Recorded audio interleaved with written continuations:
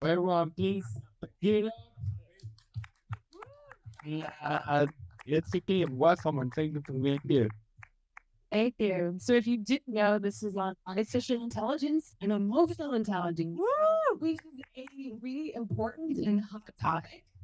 But it's daily. I am the moderator. When I told people I was doing this, I got a lot of articles, articles about AI and how intense and possibly dangerous this is.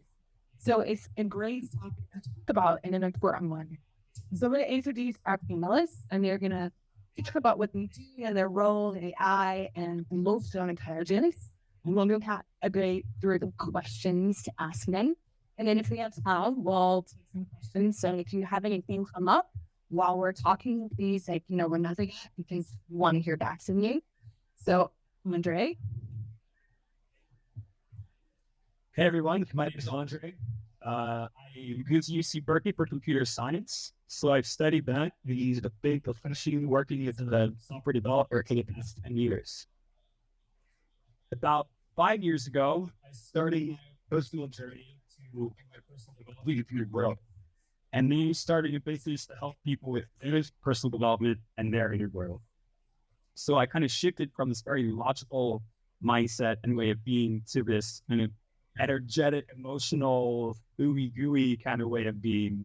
And we started a business now to coach people on that, helping them get into their inner energy and so that the aspect of us that makes us uniquely human, which is something that computers will probably never really be able to do because they're not made of life energy. So the new focus is on the emotional intelligence and the kind of emotional energetic stuff. And like particularly just the software developing side of things very useful. So I'm very excited to see where this panel goes as well and what we talk about. That's my background. Hi, my name is Vanessa. I founded the project for Seeds, a vision of creating immersive and physical spaces to raise consciousness. I'm coming from the business actually. I'm a business engineer and I work for more than 11 years in corporations, like in various fields of business, marketing, and team management, also in luxury, in cosmetics, and retail. And that was my first contact with emotional intelligence. I still coach some startups and entrepreneurial projects on that, on brand strategy among both markets.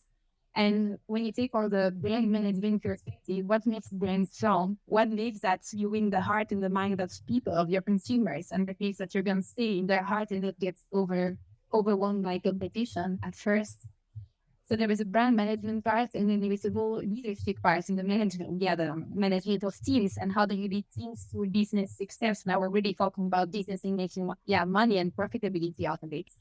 Like there are a bunch of really great leadership tools and really great leadership models, but if you're confident to empathy and to connectedness to your teams, how do you win it on the long term and how do you make it sustainable, like really sustainable as a business and as a humanity? So that was really like my first contact with emotional intelligence, where I was like, oh wow, so talking about emotions, I had not sketched it. I certified myself as a life coach also, and I practice as it. And there again, like when you give knowledge, when you share knowledge and how to use emotions to people, to you, to me, to everyone, just right now sitting on a stage that is stressful, how do you use that? How do you regulate that? It really empowers people. It makes you go to what you believe in and what you really want to do. And so again, it has a second touch with emotional intelligence. And then I have my personal story of hypersensitivity and how, well, the brain works, atypic brains, that makes you like, I'm an empath and I feel emotions that very softly and finely, which makes it sometimes a bit hard in this society, but it also is a superpower. And all those kind of combined really want to create a program, like I created a workshop on emotional intelligence and leadership aimed essentially at tech entrepreneurs because I coached some tech startups also aside of some other business startups. All that leadership part in connecting to yourself, connecting to others, and connecting to a greater purpose. Having the knowledge and the possibility to unlock emotional courage, to face fear, to face guilt, to face all the things that you don't want to face, and to act and to go beyond that. It's something that can be taught, and that's a good news. And that's a bit all of that made me a bit like to believe in the merging of the two of emotional intelligence in the hands of artificial intelligence two together. Because if you really want to, like, AI is super strong and it's growing super fast. And I really do believe that with empowering humans with what they have, namely emotions, and giving them the right tools to connect to themselves and empower that, we can really like work hand in hand and build a better future. And that's what I believe in.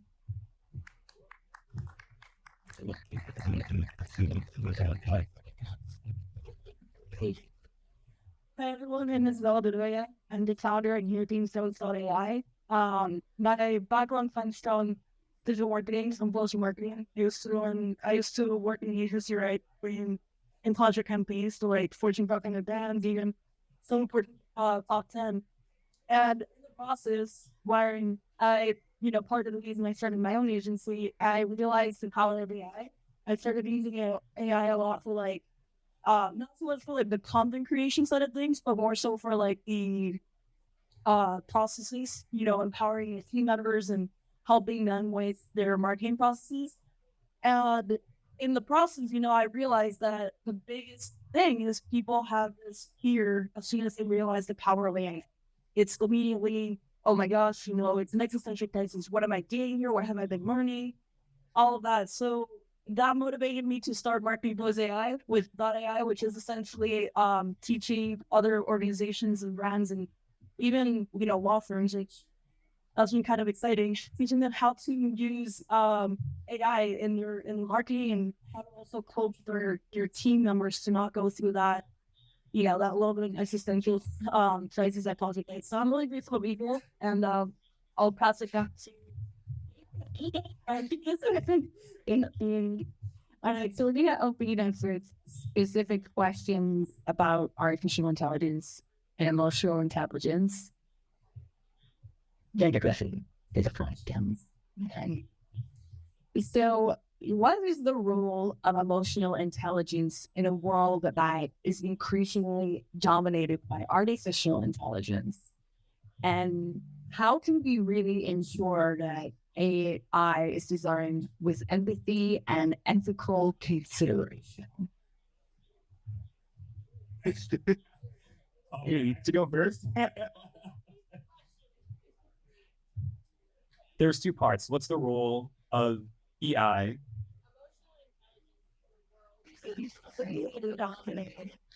Yeah, by artificial intelligence. Yeah. How do we ensure that it's ethical? That's up to the creators. That the people who are creating the AI, it's their responsibility to, and I don't know enough about the technology behind the models and how it all works. It's really to be develop a mind at the top, right? So we have to do our best to make it winners, and we have to give it rules to make decisions. Like assuming when Tesla at least the self-driving cars, right? There will be a situation where a Tesla will have to decide who dies first human. And AI is going to have to make that decision. So it's really up to the developers to keep all that. As far as the emotional intelligence side, I think it's up to us humans to stay human. It's really easy to get distracted by technology and by the dopamine providing smartphones. And I think it's our responsibility to stay emotionally intelligent to ourselves and in relationships and your connections.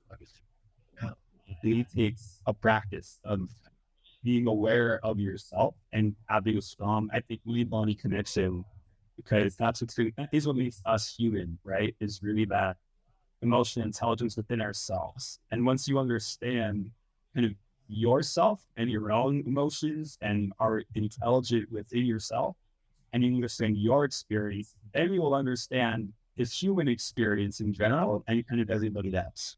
So it's going to take some effort. I think everybody's part individually to kind of maintain them within themselves. And then when you live in a community of people who live that way, it's just more amazing. The connections I've made here in the past 24 hours with these amazing people are better than the connections I have back home. Because all of this kind of lack of a better word, more emotionally intelligent state. So that's a good thing. That's my take. It takes some personal work for us to kind of stay human within this world of computers running everything. Well, going back to the two parts of the question, I really like what you do with what you said about the example of Tesla, and I would like to go to the back and see it after also because it's a known but super important example on ethics and what do you choose? Like, do you choose a very bad thing or even better thing, and how do you judge bad or good? Like, it's almost starting to get a sense of human in humanity. But like back to the first question, which would be like, what is the role of emotional intelligence with artificial intelligence? I think it also depends on first the building, like you mentioned, and then second, like what's the outcome that you expect out of it? Like, do you expect to use AI to build a business and to make something out of it? Because then again, it's gonna be humans and robots whatsoever, but there's still gonna be humans behind it, and you're still gonna have like business model, make it happen, have marketing, finance, and everything to make it happen in this 3D world, which is a reality in which we live.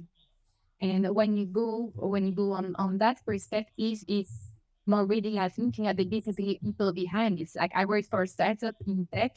I personally saw a CEO's lack of vision and like the ego of a person, of a human emotions, just ruining the whole potential of a team. And we talk about AI, we talk about text, for example. There is tremendous potential when we look at the text on paper, but then it has to happen, it has to happen. It's not going to happen by itself. So humans, from now on, this should come to the second question, humans are still going to make it happen. So how do you embark on that vision? How do you, for example, as a startup a tech startup CEO, how do you make it that the tech objectives match with the commercial objectives and that you really make it happen and make a success out of it? So that would be like the first part of what I think about it.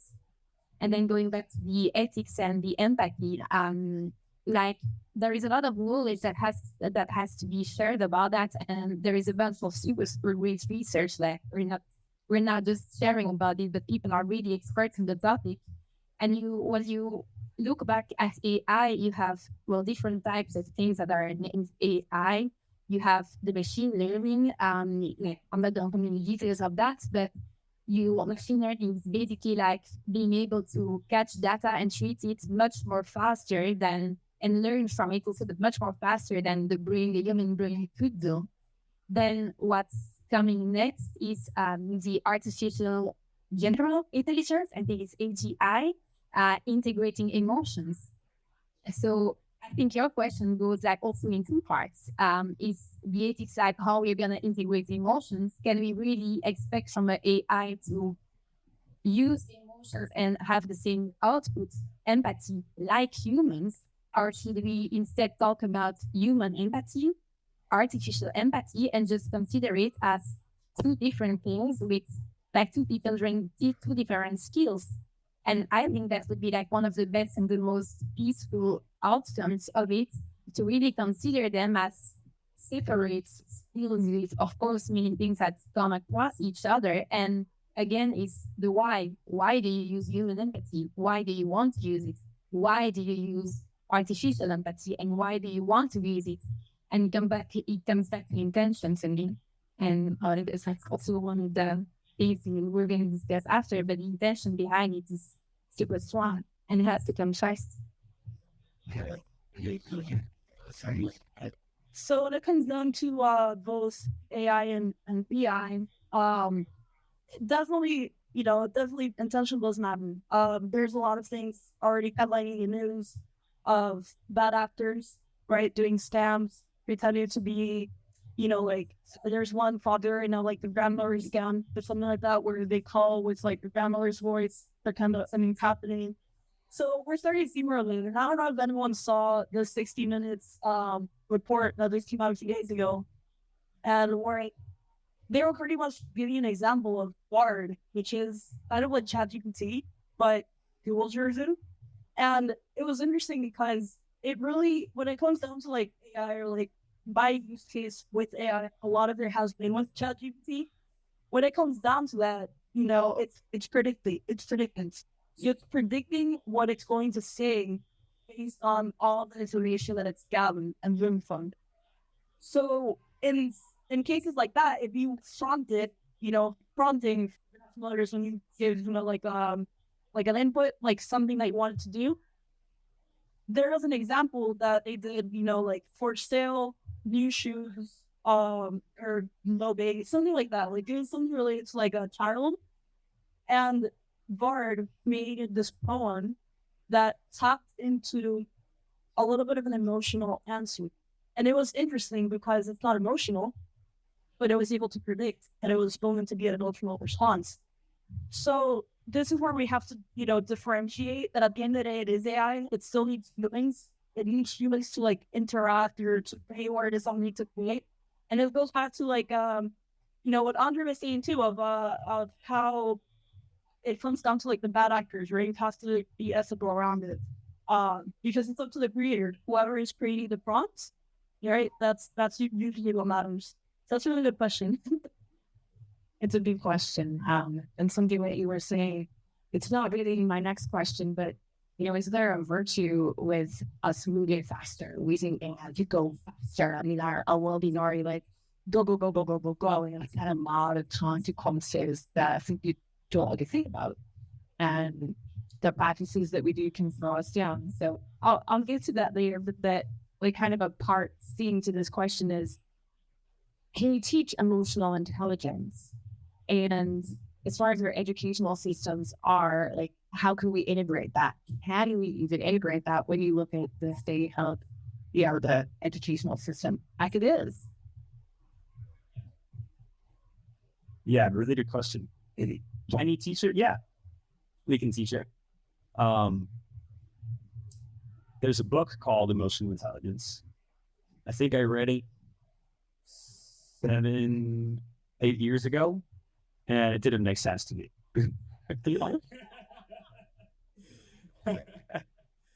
I was pretty attitude with myself back then.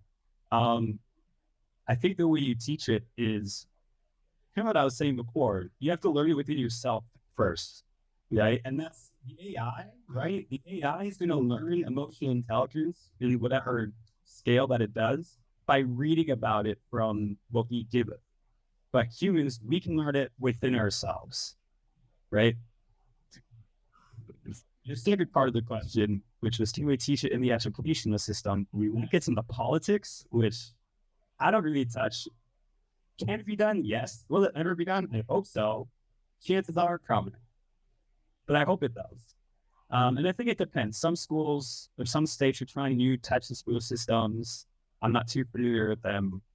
But there's a lot of things that could be taught in schools and our educational system that aren't, and would be beneficial if they were. But then you get into, parents complaining about why this teacher is teaching my kid this thing this way. Let me discipline my tool. Let me teach method, right? So it gets hairy. It really can ask. But I think we can and should teach emotional intelligence to each other, to your kids when you have kids, right? To each generation, and to be carried forward.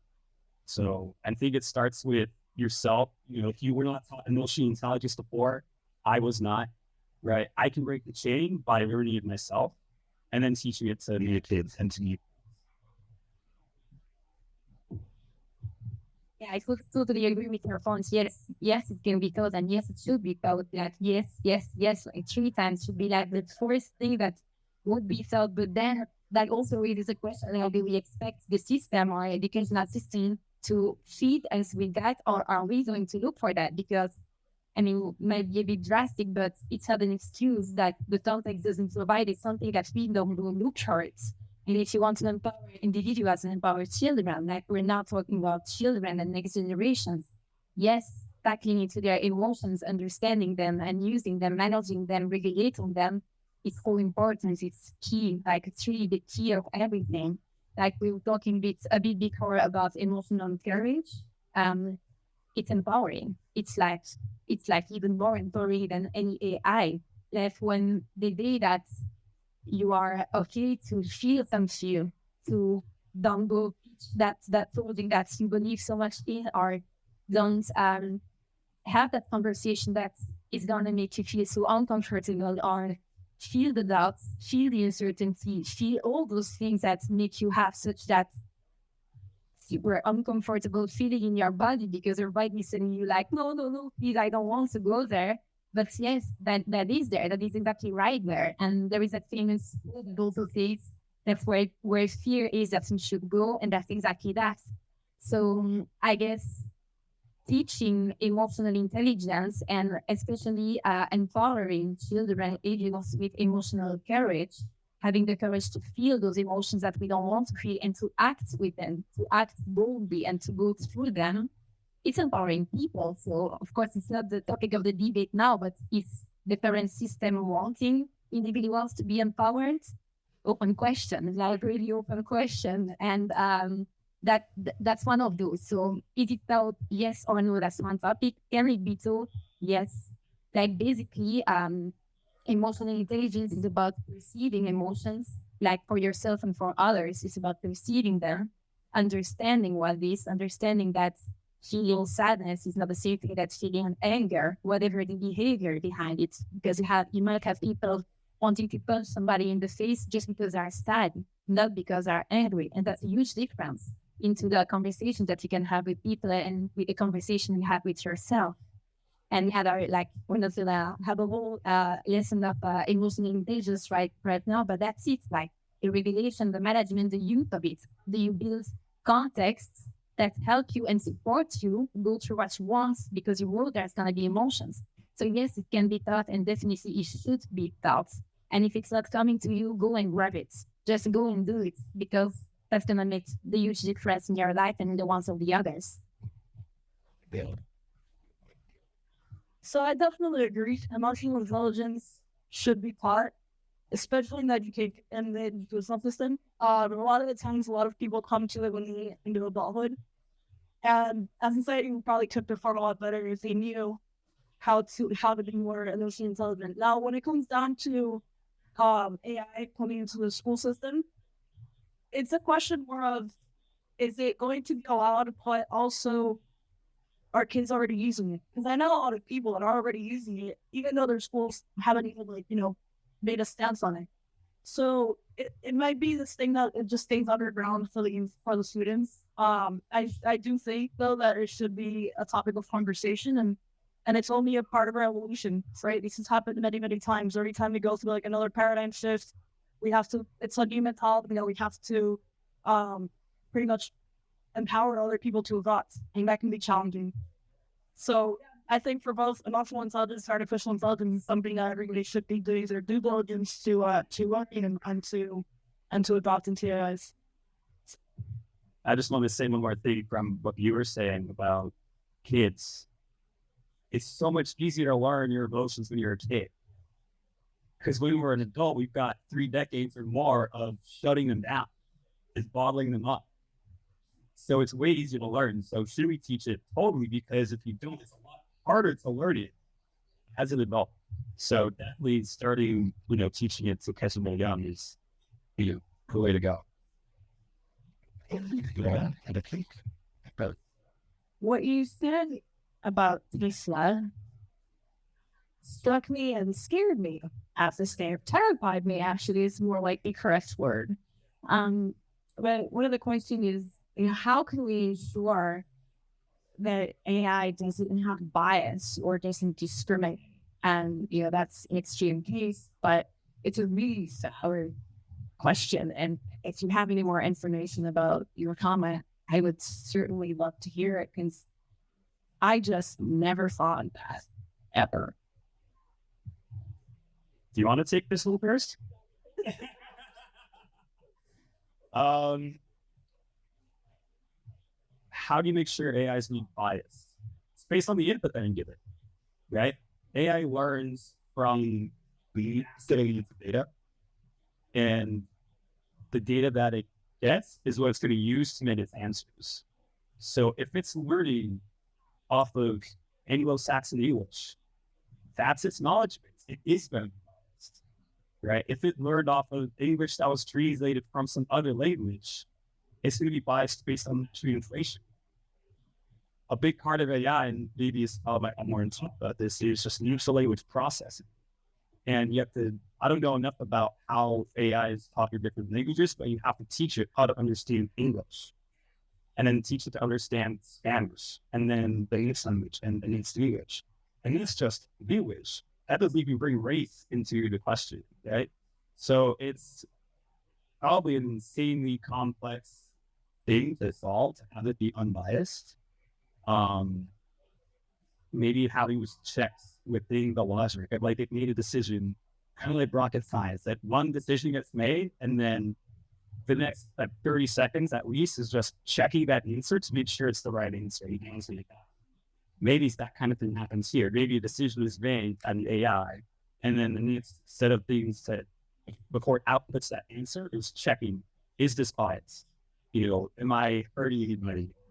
Having some checks around that.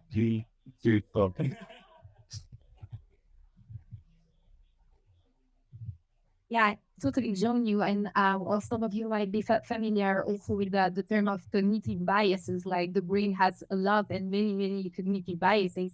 And you said that everything that has to be said about that is how do we ensure that AI does or does not have those biases. So I guess it's about learning, again, like learning and putting in different situations that makes the machine have solutions out of it, which is basically AI.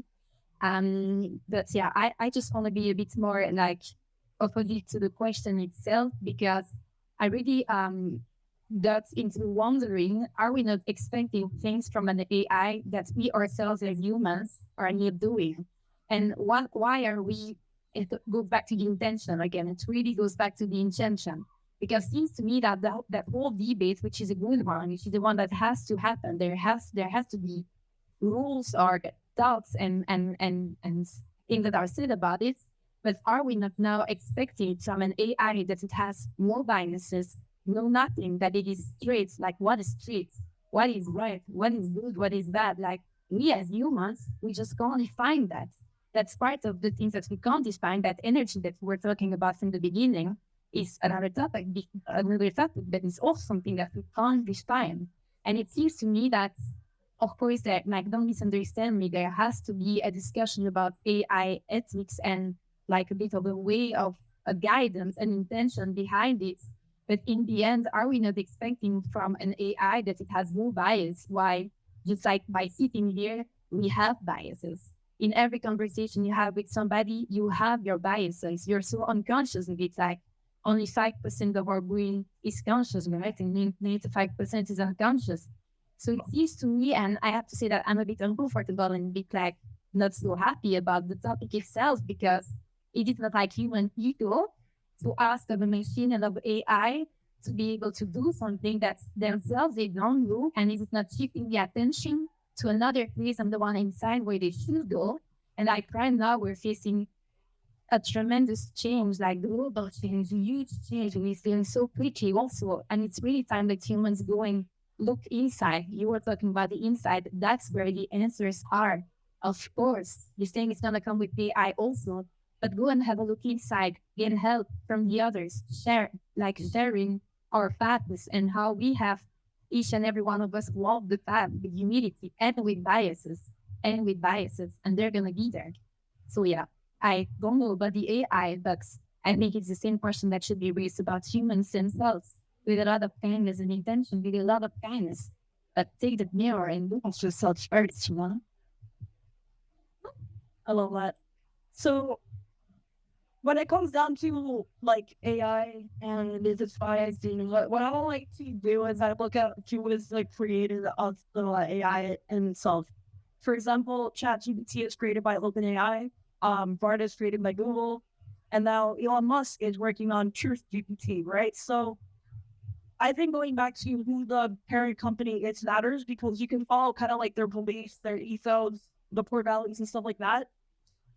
When it comes down to like actually prompting the AI, like prompting the chat or whatever the case is, I've noticed that the way that you talk to it also, it predicts what it should react to. Like as a joke, one day I acted like I didn't even prompt it to act as Gen Z. I just said, "Yo, what's up, fam?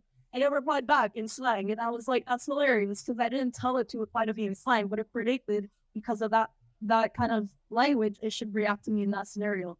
So I think when it comes down to it, it's always use your human discretion. Like always, always, always use your own discretion. It's still artificial intelligence and it still needs human involvement. It's not 100%, human yet, at least not yet. So, yeah, no idea more on that. Thank you. And I just wanted to say, what you were saying is, I think as humans, we really have the habit to look outside ourselves for answers and to be saved. And it's a real issue. And so many of us are just learning how to save ourselves now. And so we're expecting this, I would say, technology thing to do it. It's a little bit insane, but okay. So what impact does the increasing use of AI have on our ability to form meaningful connections with others? And what role does emotional intelligence play in maintaining those connections? So what role does AI play in connections? And you want to see the answer to that, just look at technology without it. How has that impacted our ability to connect with others? It's already diminished, unfortunately, right? We text people, we don't call people, we don't do this enough, right? Hang out with people and just chat in real life, right? So it already is impacting. I hope, actually, that with AI, we have to work less, we spend less time in front of a computer screen, so that it allows more time for us to hang out with you and do creative things. Because a lot of us have lost our creativity as well. And creativity is creative activities, the things you can do with each other. And that's a very fulfilling human thing you can do. It really builds. Where does AI come into it? We've kind of lost touch with ourselves, at least society as a whole, right? Because of technology, because of social media and Facebook and all these things, online dating. A lot of us have forgotten what it's like to just meet new people. So the more emotional intelligence you build within yourself, the more you can step away from the internet, step away from the computer and have a real connection with somebody one-on-one. And it's going to be a lot more fulfilling than you're going to get through the AI, or through the computer, or through a robot. And some people will be completely entranced in their AI, robot, computer, whatever ends up being created. Because it's designed to be that. It's designed to be that good, right? So I think there's a choice that has to be made as well to look internally, right? To stay human and to want to connect with other human beings rather than something that just gives you dopamine hits, because that's what it's programmed for. I wonder also if the topic of consciousness is not coming as added in the sense that why do you use the AI? What for do you use the AI? Is it indeed to connect to humans, or is it to improve your productivity at work? Again, it's the why, and it's the intention, but why do you want to use it?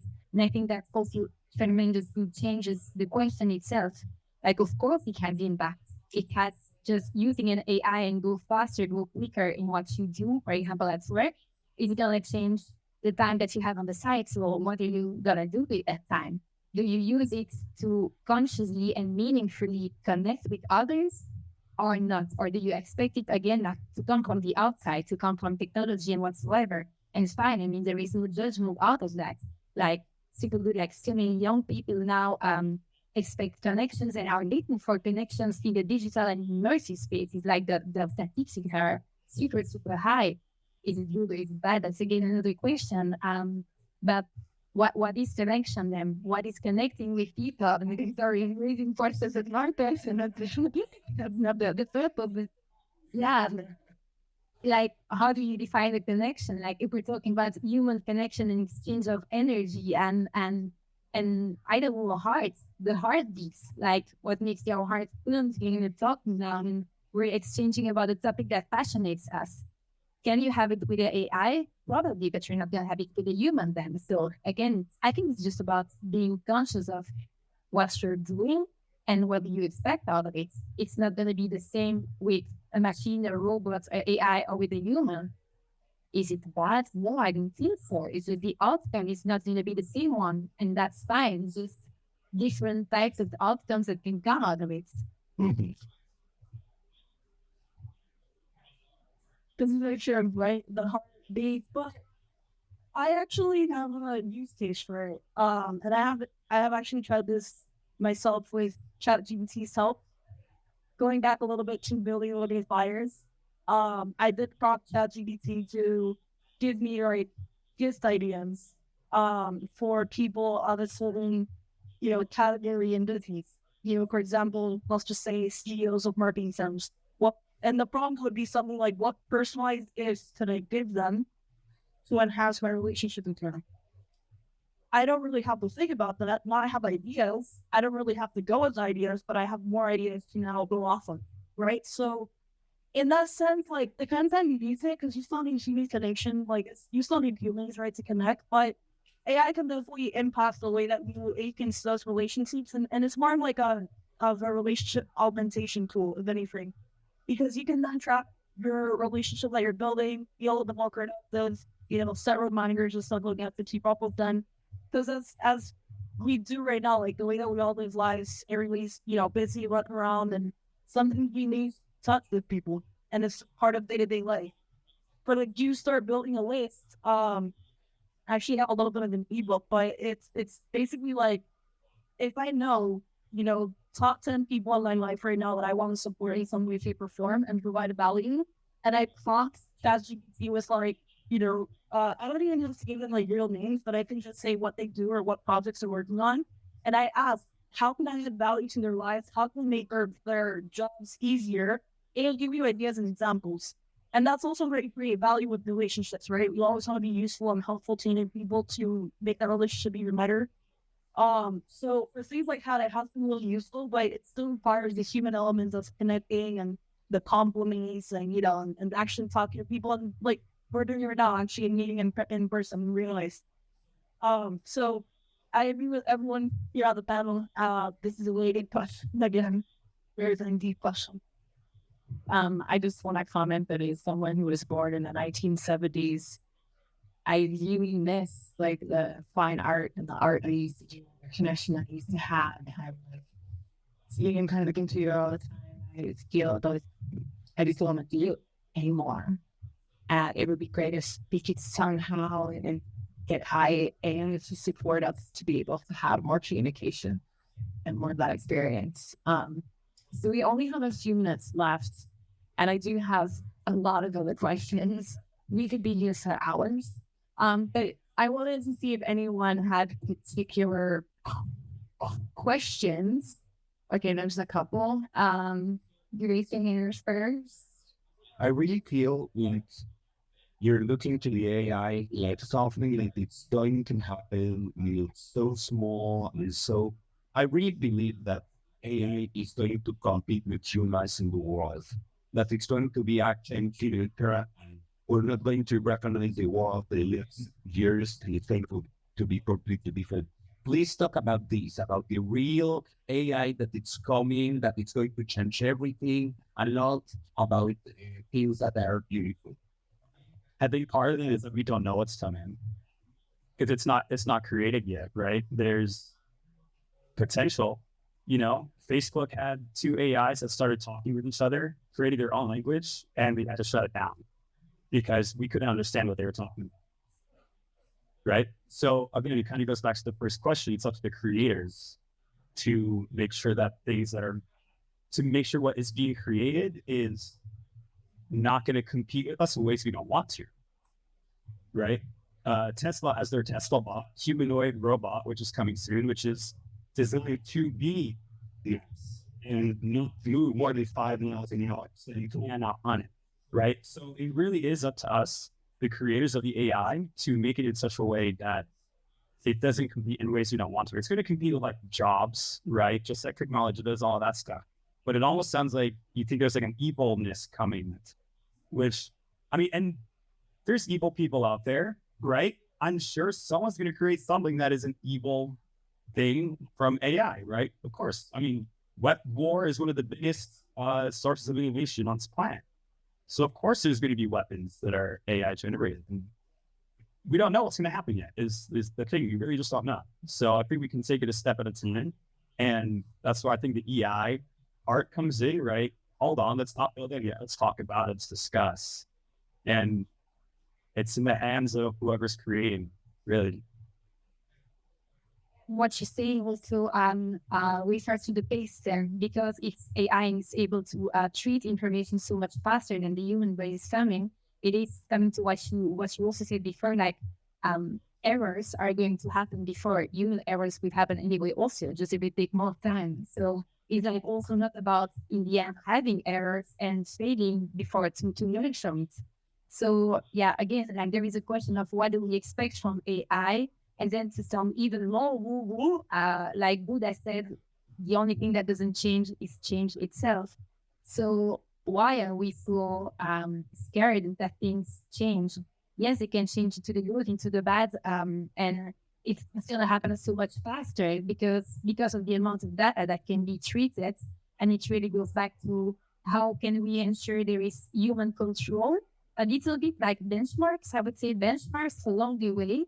You know, that along the way, for example, of an integration of an AI into a business project, how are you going to define a quality, actually quality measurements, and quality being which tools you work with, and one of them is AI. So I guess it's about this. It's awesome. When it comes down to like the news side of it, right? The news are reporting 300 million jobs are on the line. 8 out of 10 employees are being replaced. The best thing that we can do is just learn how to use AI for our skills that we have right now, because it's not going to be a matter of who's the best AI expert. It's going to be who's the best at whatever field you do, and just powered by AI. And that actually is that's already like, I've experienced that in my personal life as well. And that is like taking over right now. You increase in value because you become a superhuman. You become a super employee or super worker, right? Your skills are augmented. So it's not a simple little thing. If you're staying up to date and auditing your own life and your skills and what you can do and learn how to use AI and those things, you should be fine. You should be like riding the wave with it. Now, going back to like uncertainty, even the developers don't know. Google's CEO and he said that it becomes this like black box that they don't even know. The CEO of Google, I think, also said that this is one of the most profound discoveries since the discovery of fire and electricity. So let that sink in for a minute, right? Fire and electricity, something that we've known all our lives, and AI is more important, more profound than that. It's really interesting. It's something that, we're all here gathered talking about this topic, and as long as we continue staying informed and taking action and being proactive, we'll be able to rise with it and not be in this like era of uncertainty or fear. As other people have experienced. This happens with every industry. Same thing happened with crypto, and crypto came out, Bitcoin came out. It's something that's going to continue happening, but it's never been so fast because of how fast AI is developing. We actually only have 2/3 left, so we really don't have time to like fully answer any more questions. Is there anything that any of you would like to say or share with the last minute and a half that we have? I'll just share one quick thing. When it comes down to like AI and EI, I think the biggest thing that comes up usually is fear. And just talking about what I was just saying, I don't. My intention is not to instill fear. It's more to just instill like knowledge and empower you to take action, right? Even if it's messy action, just 30 minutes a day or something playing with AI. That is what's going to make a difference, and you're gonna stand out. And it's already loose in the wild that we can't really ignore it. We have to understand that it's here, and it's time for us to adapt and evolve with it as well. And the intention, right? The powerful intention to be positive for use case of it. 1 minute left. Yeah, I'll just say stay human, right? In our world of AI, where it is coming and it could take over the world, it could be the Matrix, right? Who knows? If Elon Musk has a video where he's like, I hope the AI overlords are nice to us, right? Who knows what's coming? So I think staying human is the only thing you can do and tapping into what makes us uniquely human, and that's what they need. Right. So that's my goal anyway. Well, thank you. Thank you to all the parents, and enjoy the rest of the festival. Thank you.